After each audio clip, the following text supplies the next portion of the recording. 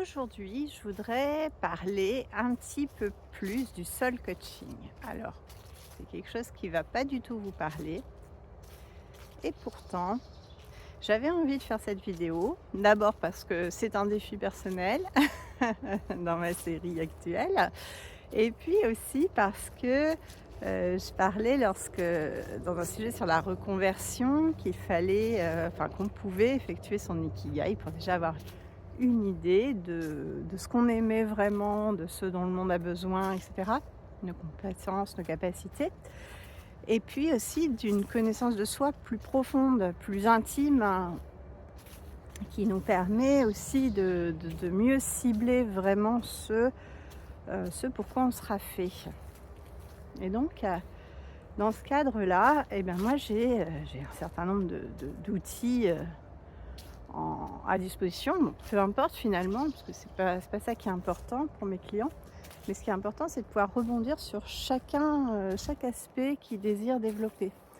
Alors ça peut être des questions, très pratico-pratiques, comme ça peut être des questions, voilà, d'organisation, l'environnement, répondre à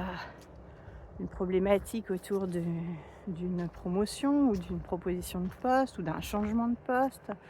Comme ça peut être quelque chose de beaucoup plus profond, comme, une reconversion complète dans un domaine d'activité complètement différent. Comme ça peut être, comprendre des blocages, pourquoi j'ose pas participer en réunion, pourquoi, j'arrive pas à monter dans l'entreprise, pourquoi j'arrive pas à me faire écouter et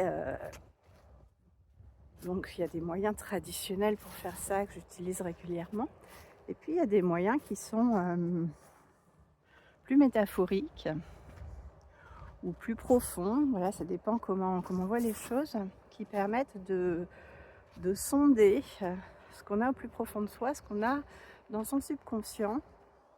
dans son âme, diront certains, selon leur spiritualité.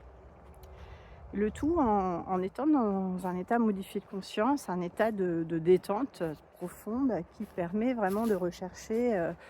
plus rapidement des réponses à ces questions-là.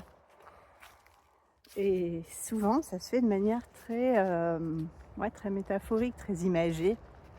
parce que la personne va voir, va imaginer des scénettes, des situations,